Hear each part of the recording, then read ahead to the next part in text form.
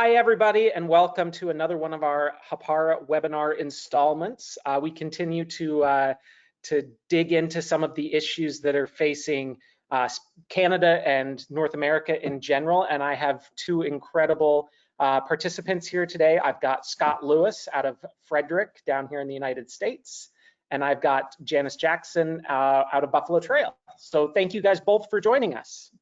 Thank you. You're welcome. It's definitely my pleasure to join this panel. Awesome. Well, today we're going to talk about Google Classroom and Hapara and how they're better together. You know, when we first, Scott, I know that you've used Workspace for quite a while, and I know that Janice, you have as well. And when they first came out, Workspace came out around the same time as Google Classroom, and everybody thought that it was one or the other. And what we're finding the more that we talk to districts is that there's incredible synergy between the two products, and that a lot of places are using both, or giving the choice, or using one or the other, but using them symbiotically. So hopefully we can dig into that a little bit. But before we do that, Janice, do you want to introduce yourself, just a little bit about kind of what you do and where you're located? Sure, yeah, thank you. So I'm up in Clandonald, Alberta, so that's between Alberta and Saskatchewan, just near the border. I teach in a very small hamlet. I've been here 19 years and less than 100 people in our community. So I teach in a 1 to 6 school, and I am the only teacher, and I'm expecting 18 students this fall. So, Wow. Yeah. So you have to you've got to differentiate and do just a little bit of different things there for your students, then, don't you? That's right. Yeah. So I've always taught 2 and 3 grade splits. We used to have a junior high, and so that year we also taught 4 and 5 grade combinations. But this year we've lost another teacher, and so I'm it. That's it. Me, 6 grades, and our secretary is now also going to be my teacher's aide, and that's it. Just the two of us. So what does a normal teaching day look like for you? You know, because right off the bat, you know, just class organization, class management, and then like lesson structure. You know, it sounds overwhelming. Yeah, it can be. I try to keep the timetable super simple and repetitive in that we sort of run on a 8-block system, but the first couple of blocks of the day just like language, recess, math, lunch, and then science or social, recess, and then phys ed, and then the end of the day you get gym or music or library, something, things like art, technology, of course, just integrated into other subject areas. Everybody gets the same class at the same time. So some classes like language arts, I mean, if we're learning poetry, we're all learning poetry. If we're reading Anna Green Gables, we're all reading Anna Green Gables. However, by reading, I mean I'm reading, and they're, you know, that's our novel study or something. But then obviously other classes like math are going to be a huge challenge for me, because I will be teaching 6 grades of math in the same hour block with the 2 of us. So that's definitely a challenge. You just try to group together what you can, and so I'll do a lesson on fractions, and then everybody kind of divides from there and does their own specific lesson. So. Wow. So now, how do you manage your online, like, is it mainly kind of stand and deliver how you structure your lessons, or is it online, a mixture? Right. So I'm actually new to Hpara. I only started last fall, and we have 2 really great innovation coaches in our division, and I wanted to teach my students how to use Tinker, a coding program. And so I asked the girls to come and help teach Tinker for me last fall, but to deliver the Tinker programming, they had it on a Hpara workspace. And I always wanted to learn how to do that. My principal had used Hpara workspaces for social studies. I thought it looked really great, but nobody's got time to learn that kind of stuff. So I didn't worry about it too much. And then when the girls were delivering Tinker in that way, I was like, wait a minute. So it was Hpara and Tinker and Seesaw all at the same time. And I was like, holy. And I just got thrown into it, and it was fantastic. And so that's how it started. So my typical teaching style is, when I have children in front of me, is definitely a little bit of lecture at the beginning, and then lots of hands-on and moving and partner group space. And I've got a living room in my classroom, and I've got, you know, lots of places for people to work, because we it is distracting when we're doing so many different things in the same space. So now that'll change now, given that I now have 6 grades in one space. That will definitely change in that some kids will have to take their lesson online, and some will be working with me, and some are with the aide, and some are, you know, one-on-one doing their own thing. So. I mean, it's definitely different for, you know, I went to school both in the US and in Canada, and I know for North America, it's not the norm to have, you know, all of those kids together. Interestingly, Yeah. you know, we're based out of New Zealand, and I was able to go see a couple of the elementary schools down there that were kind of some of the inspiration for the product and the tool. And they've actually moved to, they now build learning centers so that it is all of the classes in the same space, and they'll do breakaway. Wow. But it's one giant room basically, and so it's interesting how kind of education evolves as well. Yeah, and I mean, it's, you know, the design of the tool facilitates that. So I mean, it's, you know, it's great timing that, you know, you were pushed to discover this tool last year, and you know, now it's, you know, jumping in the deep end, and it's great for that. That's exactly what happened. Like, I can't even explain how lucky I was. Somebody was looking out for me, because the girls set up all my kids, grade 1 to 6, we started at the beginning of October, and we literally had the celebration, finishing our coding lessons, and the beginning of a Makey music coding program the first week of March. And then school shut down on like the 13th. Like, so lucky. And so all the kids already had that background. And so that's what I did. I just went straight to Hpara and set up my workspaces for my grade 4 to 6s, is who I was working with at that time. Right. Super lucky. Yeah. Now, Scott, I got so involved in the story that I didn't introduce you, and so tell us a little bit about yourself. I know you run the Hpara. You're a Hpara champion facilitator, but on top of that, you're working at a district. So tell us a little bit about your background. Yeah, so I'm goodness, this might be my 21st year in education, something like that. But so I was a history teacher, a middle school administrator, a high school history teacher. But for the past 3 years, I've been an instructional technology coach. And, you know, my family and I, we live in Winchester, Virginia. So it's in the northwest corner of Virginia. And I am lucky enough where I get to be the tech coach at the high school where both my kids go. So, you know, I get to interact with them all the time. I'm that, you know, guy that comes into the class and teaches their teacher and teaches them how to use ed tech tools. So it's definitely a passion of mine, and I love doing it. That's great. I'm sure you get a few "oh, Dad" moments occasionally. Yeah, and those were conversations I had with both my kids before they came to this school, because I wanted to make sure they were okay with me coming into their classes, me doing, you know, me being me, and you know, we both set some ground rules. It's kind of, you know, it's something that we had to do, but you know, my daughter will ride into work with me every day and ride home.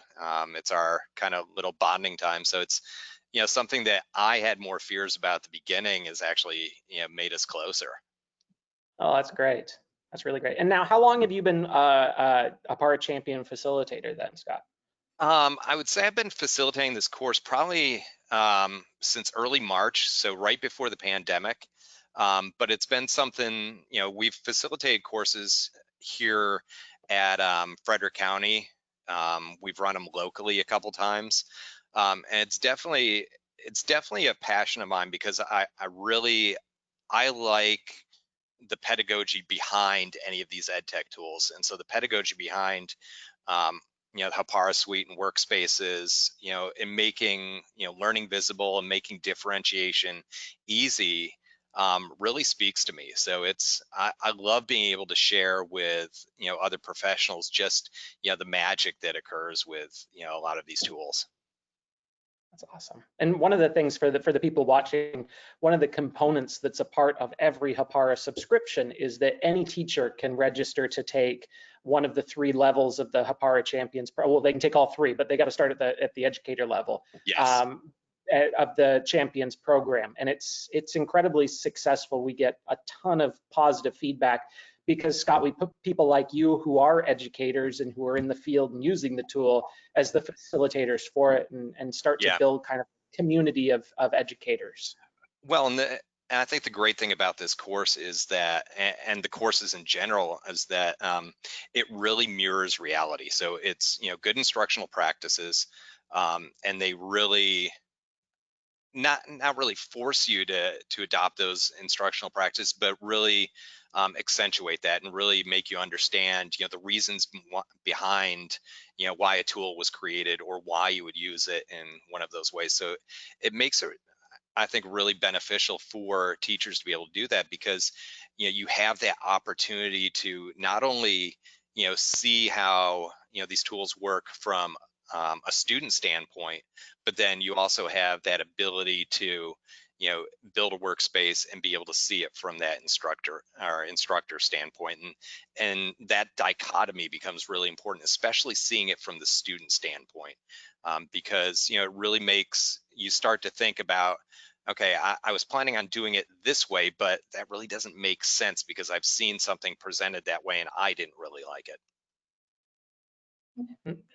And that's great. Janice, you know, you told the story of almost every educator who comes to Hpara. They know that they have the tool, but they also know that they have no time to figure the tool out, and until they do. And it sounds like you had your aha moment in the fall. So talk to us a little bit about your journey, you know, now that you know how to use it, you know, and for the people watching, your district has gone through an incredible effort over the summer to put together workspaces that align to every Alberta learning outcome that there is, basically, and that will then cross over to the Common Core. So talk to me a little bit about your preparation now. Right. So I was one of those educators that thought that would be fun this summer to make workspaces for the Sharing is Caring program. Not quite done. I'm still in the editing phase, so now it's a little bit of a time crunch for sure. Tell me again what you asked me. I got distracted. Oh, so my question was so long that I think there was probably 4 in it. But talk to me a little bit about how you're preparing for this upcoming school year now that you're more versed in Hpara. Okay. So the program or the workspace that I actually took, or the course that I took for our Sharing is Caring initiative, was one that I was for sure going to use. So earlier when we were speaking about my programming for science and social, I'll cycle those programs. So this year, grade 1, 2, 3 students are all taking grade 1 science and grade 1 social, and grade 4, 5, 6 students are doing grade 5 science and grade 6 social.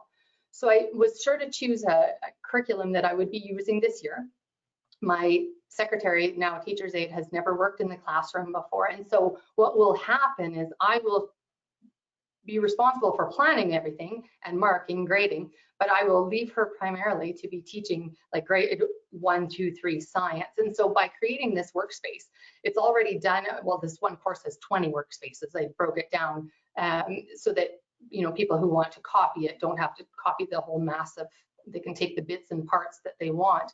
And but I know that everything that I want is in there. So the goals, the I can statements are written out there, all the videos they need, the assignments, the activities, the seesaw, you know, assessments at the end, or self-reflection at the end. It's all there. So, you know, this summer when I was working on that, I just really kept thinking, like, how much time is this going to save me? Yes, it's summer, but how much time will it save me? And I can go back to it. Now, in my setup, I can't go back to it for another 3 years, but other people will be able to use that as well. And I know that she's set up now for the whole year, and no matter what happens. So if we end up closing schools again, or you know, something happens, I know that this is done and ready to go. And so, you know, that's one thing, and that is specific only to 3 grades. You know, I haven't, and I'll be using the other Sharing is Caring documents, let me tell you, for my older grades, because those are the only 2 courses I've never taught before, is 5 science and 6 social. I've never taught those yet. Also, WorkPath Reminder is still not working. We were just talking about how I love doing these webinars in the schools, because it the announcements and everything. No, it's good. It's authentic. I like it. We don't have announcements, so we're good. I guess you just tell the 18 students, right? No, it's nice to hear after 5 months of not hearing it and Yeah, no that's one right. being out and about. So it's good. Yeah, it does. It makes it a little eerie when you go into a school and it's one or two people in a school designed for like 1,500 people, and it's crickets and silence. It's weird. Yeah, it doesn't have there's no soul to it almost. It's yeah. Exactly. So now, Scott, we've got a lot of people listening that are new to Hpara or just starting. So talk to me about why they should do the Champions program and how it would help people, who are in a similar position to, say, Janice. I really think these programs really they make you a better educator, because they really dive into, and I keep saying the pedagogy behind the tool, but it really is not just teaching you how to use the tool and how to design things, but the reason why, and asking the question, so why would you set it up this way, or could you set it up that way? So that part of it's really important, but also it does create a community, and it's a very, very supportive community. And part of the way we design these courses is that the expectation is that the learner, so the instructor or the teacher, actually spends time on discussion boards, asking questions and answering questions.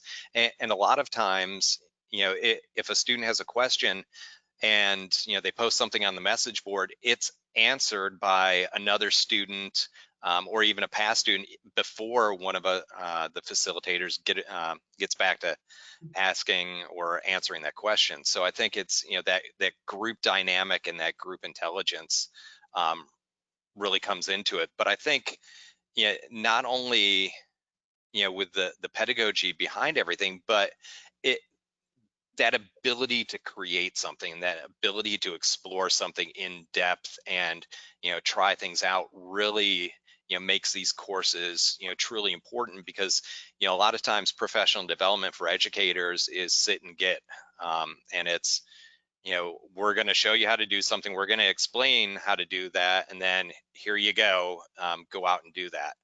And this course doesn't do that. It really walks you through the steps of the introduction of what the tool is and the different aspects, and then how you would put it into practice, looking at exemplars, and then finally actually putting it into practice in a guided fashion. So at various steps along the way, you get feedback from facilitators, from other participants. So it's really a good, solid learning practice. That's great. And you talked a little bit about the community, which is a really big part of Hpara. It keeps growing. It's in the thousands of educators now that are contributing to it every day. And the Champions program is a specific component within the community. I know, like Buffalo Trail, you guys have, it's either Buffalo Trail or Alberta has your own little bit in the community. Buffalo Trail has your own piece. So some districts like to have their own part of the community, and then they can also have the wider community. And it's something that we're able to do that I think is unique to Hpara. And I know you guys are both active in it. So yeah, it's a family atmosphere. I have never felt more at ease around corporate executives or designers or anything than I have with Hapara. I feel comfortable reaching out to anybody and asking a question, and asking hey, we need this. Is this something that we could push ahead or something? And there's not another company that I would feel comfortable doing that with. oh, thank you very much. It's intentional, so I'm glad to hear that it's that is the atmosphere. As I create Janice, workspaces, I have a little list all the time of like, if it could do this, that would be better, or just little. I always have an ongoing little suggestion list. Make it work for us. Which we love. I get people who ask me, they're like, there's a product feedback button and I do stuff every once in a while. Does it like go somewhere? And we actually do. We sit down and we rank the product feedback, and the top requests get get bumped into the roadmap on a quarterly basis. So that's one of the pieces that's really important to us. And we're constantly also battling the, we want it to be able to do everything, but if it can do everything, then it's too complicated. So how do you build something that's easy for new people to be able to use, but also robust enough so that the, the 5% educators can also use it. So it's a constant struggle. Janice, have you guys ever talked about the potential of doing like cross-classroom workspaces within the district or anything like that, where maybe some of your students get to work with another one of the districts, on a project? Right. You know what? I'm sure there has been conversation, and that's a fantastic idea. I think my involvement, my timing of it was introduction. Oh, everybody go home. So we really haven't had that opportunity yet, but I absolutely see that would be something that's fantastic and doable, and beyond that, right? So connections throughout the United States or New Zealand, or, I taught in Australia. I mean, I'm just like, okay, girls, let's set something up there and see what we can do, right? That's what I'd like. So Janice, if you're ever interested in that, let me know, because it's something that I could definitely set up here at Frederick County. Very excellent. I'd love that. Thank you. Yeah, we had one combination project between Ottawa Catholic School Board, a school district in California, and then a school district in New Zealand, where they were working on a water conservation project together. And that's like next level, I think, in terms of the next level pen pals or whatever it is, but it's pretty neat. Yeah, we did something similar, I think 2 years ago, maybe, and we had a middle school group that was working with, I know, a group in Canada and a group in New Zealand. I think it must have been you guys then, and I gave credit to California, so I apologize. Maybe. I know that there were a couple different ones working at the same time, but I tell you, talking to those kids, from our end, just the introduction that they had to, the way other students around the world thought and organized things was, an experience that was awesome, because, a lot of times, we're stuck in that classroom mindset where it's not a global classroom. It's, a closed classroom, and, you're teaching your curriculum. And, I know, with the pandemic and the ability to use Google Meet and Zoom and, branch out and actually, create a global classroom, I guess that's kind of the glass half full mentality that I have. Just the opportunity that's been created for us. I agree completely. Like, I just kept thinking, when would I have ever, like, I've learned all of these. I did the Champion Educator course. I taught my kids online. Sharing is caring, Tinker, Screencastify, and Kahoot, and all these things that I didn't even know was a thing. And now I'm like, I can do that. I can do that. Oh yeah. So always look for the positives. It's funny too, because the pandemic has made some of these things go mainstream all of a sudden, where, I got my parents being like, have you ever heard of this thing called Zoom? And it's like, yeah, yes. How we've run our company the last 4 years, but yeah. Yeah, it's definitely interesting sitting at home and, me being on a Zoom call, my wife being on another Zoom call with her work, my 2 kids on Google Meets with teachers. So it's really interesting seeing that whole dynamic of education right there. Absolutely. Now, Scott, a question for you, because I know in Frederick, you guys have a little bit of a mix. A few of your teachers use Workspace, which we're hoping increases the more content that's available and the more that people are able to discover it. But you guys also use Google Classroom. What's your mix that you're supporting right now? So we are 100% Google Classroom. That's something that came into our educational plan, our reopening plan, mostly because that's what, number one, a lot of our teachers were familiar with, but also what a lot of our parents were familiar with, especially, running with the G Suite, everything. So we're at that tipping point where we're reaching that overload of what we share with teachers and what we push out. We've been Hpara users, I think 6 or 7 years, and I think it's so 7 this year, yeah. yeah, so we've seen that that implementation curve. You have the early adopters at the beginning, and the implementation goes up and up and up. So we're seeing that dip in the implementation right now, just because there's so many things out there for teachers. And so part of what I'm doing as a tech coach is reintroducing teachers to Workspaces, and part of my instructional conversations with them are focused around the best tool for their teaching and for their students. And what I'm seeing a lot right now is our special ed department is using Workspaces quite a bit, and we're actually building Workspaces for special ed study halls right now to be able to track IEP goals and work progress, things like that. But I think from my perspective, what I need to do to grow that program even more is I need to create professional development and make it asynchronous, and I'm doing that with Workspaces. So just so that my teachers see more of the benefit out of that, rather than it being just one-on-one.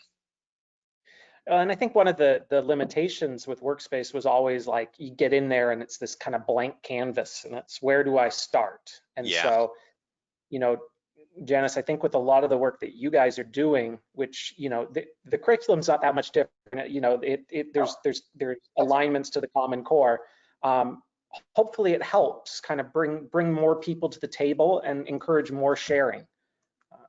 And so thank you guys for the work that you're doing there. The impact will be felt not only in Alberta, but across the world as well, hopefully. Yeah, and I think that's definitely something to build on. Actually, something to shout from the rooftops is that Workspaces and Hpara have this incredible collection of publicly shared workspaces, and that's one of the first things that I show to teachers, because that blank canvas is overwhelming.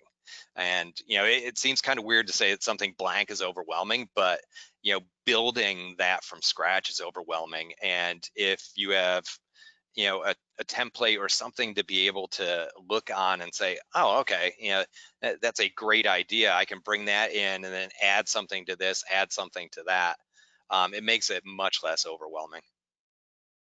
Yeah, I agree completely. And even when we are doing the Champion Educator course, I learned so much on the side, reading people's notes and looking at other people's workspaces. And I'm like, oh, I love that. How do I do that? And then I, research that a little bit more too. But you only know what you know until you're exposed to something fresh and new. And so if you can share ideas or start with something and then make it your own after that, it's a good starting spot. Yeah. Yeah, because one of the big things that my teachers have been asking me the last couple of weeks is how do I better differentiate for my students? Because our district right now we're reopening in a hybrid fashion. So we have at the K to 6 level, we have students in class, we have students that are virtual, and we have virtual academies that we're running, but we also have some of those virtual kids that are streaming into classes. At the high school level, it's all hybrid. So your students are either in class or they're doing asynchronous learning at home, or we have virtual students that are streaming in. So, the whole confusion, or the whole, I guess, brain explosion right now is, how do I set up lessons to be able to differentiate for all of those different things at the same time? And, the first words out of my mouth are, let's sit down, let's look at workspaces. Right. That's great to hear. And the other thing too, and Janice, I know that Buffalo Trail is in your part of your sharing is caring effort. One of the new features that's coming to Workspace is the ability to share and put teachers into professional learning workspaces, because that's forever been places have districts have hacked it for years to use it for professional learning, and so we finally kind of embraced that and made it a thing. So there will be professional learning workspaces in there as well. So Scott, it'd be great, as you do develop them, if you can share them out, that's Definitely. wonderful part of the community. Our division-wide PD on Friday is all on Workspaces.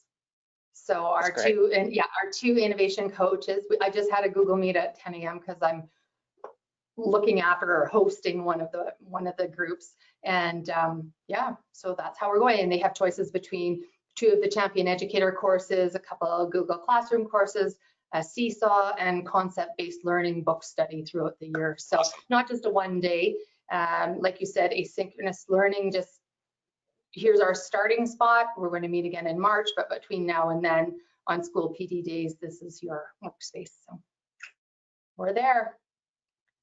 Great. I'm glad to hear that they're making you do professional learning on top of running 6 grades, because that probably wasn't enough. I have 12 bulletin boards to get to too, boys. So Oh, good golly. we got it. It's good. Scott, just so you know, Wayne Ponce, our CEO, is watching our webinar right now, and he sent me a message. He said, tell Scott that it will also align to the Virginia curriculum because it's different than Common Core, and our system will align it to those standards as well. So yes. want you to know. Yeah, because that's something that I've been talking with some teachers about, is looking at how we take these and align these to the Virginia curriculum, because I know that has been the big push, is to align workspaces to different curriculums. So it's a process. It was one of Hpara's pet projects throughout the COVID experience, and Buffalo Trail, Horizon, some of our Canadian partners, Ottawa Catholic, have kind of springboarded it. So hopefully we'll get more of our US teams on board too. Quick question for you both, because you're both experienced users with Hpara, and it doesn't have to be Workspace. It can be the other components as well, because as we know, Hpara does many different things, from student keeping students on track, to delivering content, to organizing Google Drive. Scott, start with you, I guess. We've got a lot of new teachers who are coming on board, and so what are some of the tips and tricks that you would recommend as they log into the tool in the fall, knowing that they've got 1,001 things going on, plus a pandemic? So my words of advice for any teacher for any tool is keep it simple. And really take baby steps, and kind of master what you can master. I have teachers that want to adopt and incorporate 18 million new ed tech tools and be able to push those out to students on days 1 and 2, and I've had to kind of hold back the reins a little and say, I love this is awesome, but we need to slow down just a little with that. So I think looking at the different tools, I think trying to figure out what works best for you instructionally and what works best for your students. I think one of the most fantastic tools in the Hpara suite would be the activity viewer. I love being able to get on that and being able to see individual activity that students have, group activity, that unique activity, and being able to use that to kind of guide that instruction or guide that exploration with students, but allow that exploration to be something that the students are controlling. So definitely a great tool. I love the activity viewer. And for districts that are watching, one of the settings within the Hpara admin console that the district gets to make the choice of is, do you only monitor the activity of the students within the district IP, or do you monitor within, or do you open that up? And we've had a number of districts who, when under normal circumstances, they only want to, for legal reasons, only want to be monitoring under their IP. We've had a number of them open it up because, as Scott, as you said, it's a hybrid world now, and they're trying to manage kids from all over the place. Yeah, because I know we've had discussions just yesterday about opening that up for us, because we do have students that are totally 100% virtual students. And, we do not the monitoring aspect so much, but, the ability to, open tabs and push, product and, tools out to the students. So Yeah, we're the key is probably just one of telling those the parents to telling the parents to log out of the profile before they use the student's Yeah. computer, which they're probably not supposed to do anyways, but at least be smart about it. Yep. Yes. Janice, what tips and tricks for you? So when you started using Hpara, did you start kind of with the highlights monitoring side of things? Did you start with works? Where did you get your start? Okay, so definitely I got my start from Workspace because the girls would use that to share the Tinker lessons, and then the soon to be Makey lessons. And that's what I had seen. My principal would be teaching in social studies as I walked down the hallway, and I was like, that's what I want. I want to do that. It's super organized. I like that.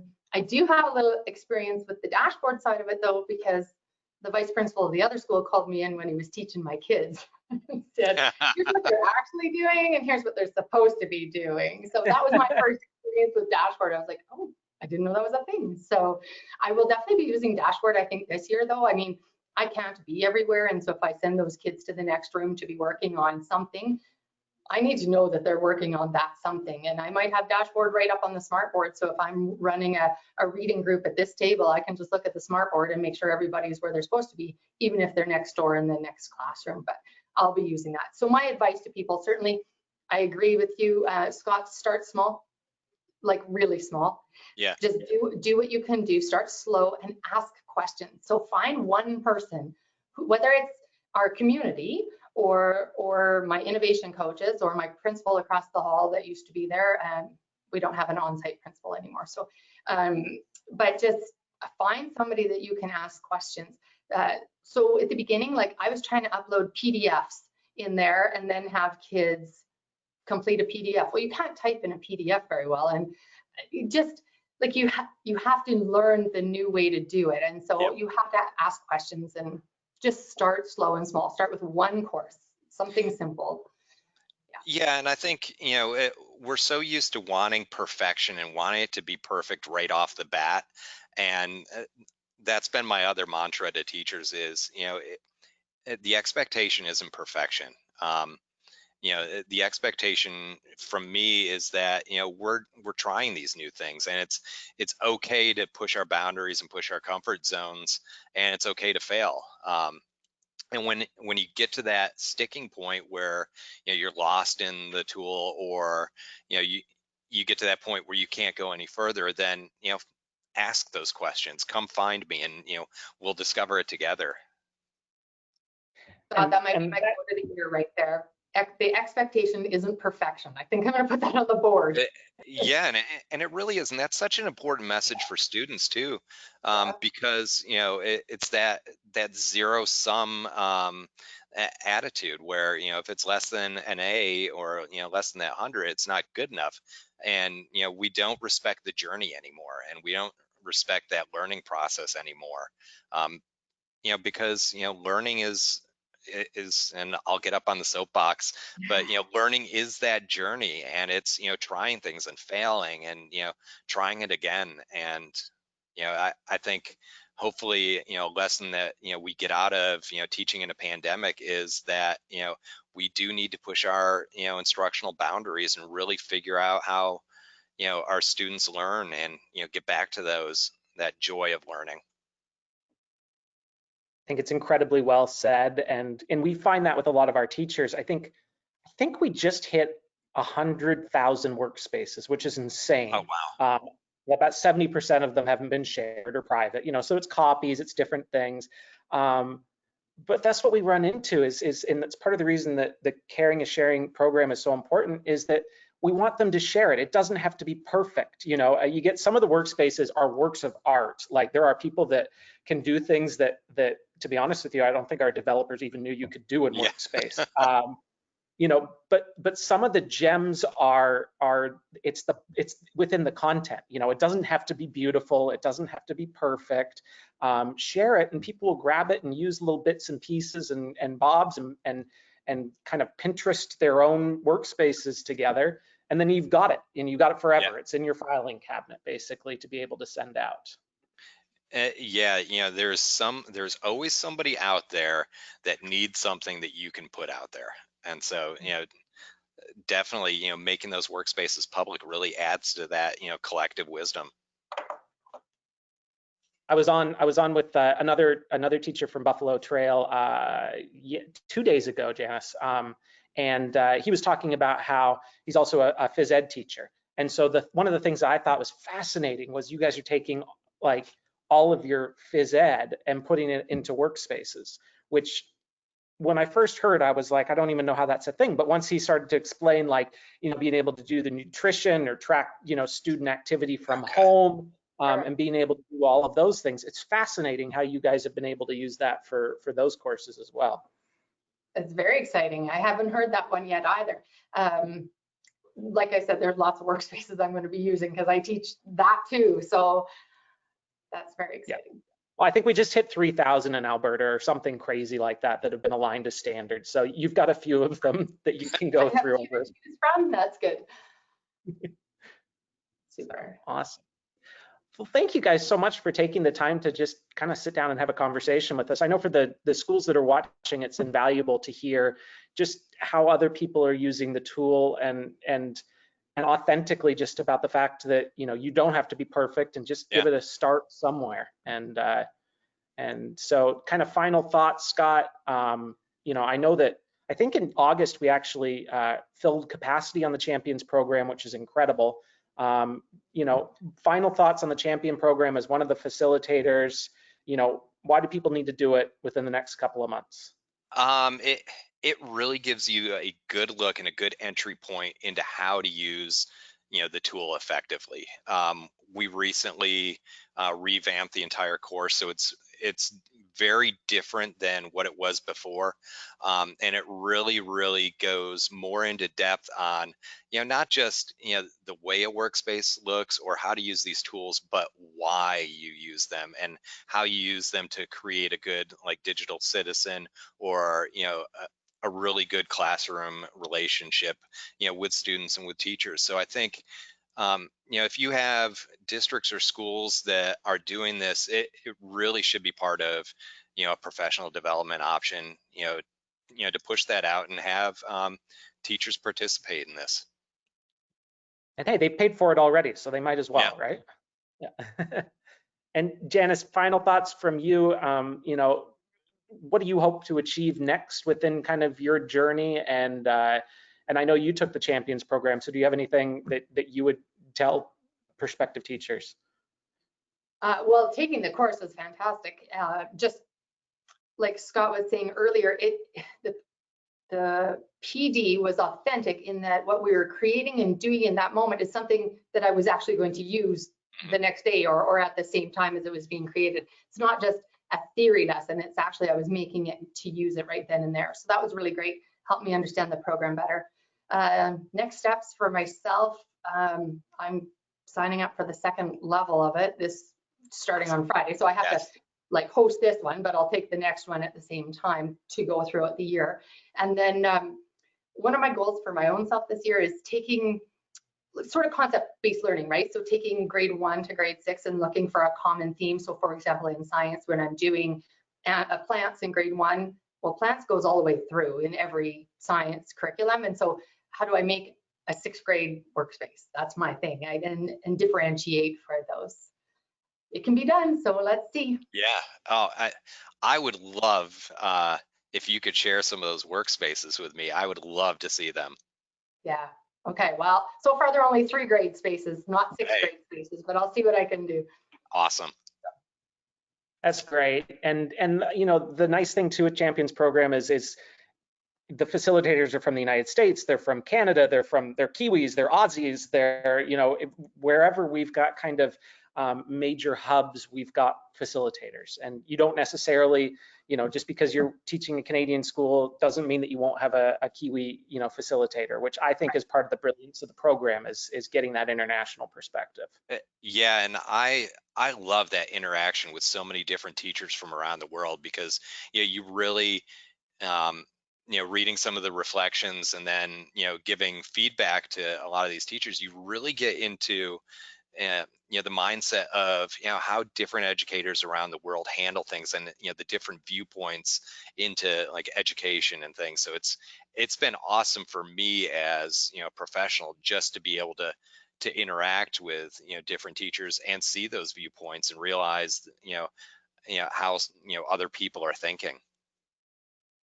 One of the biggest ones that we find that's fascinating, again, I'm supposed to be wrapping it up, but one of the ones that we find fascinating is that US schools kind of on the whole are very much more into the security lockdown, only have students on a few tabs, whereas in Canada and then especially in New Zealand, it's much more of an organic, let students go and then let's have a conversation with them about how they become better digital citizens, and we don't have to sit on top of them. And so that's the brilliance of the community, is kind of those mixtures of point of view.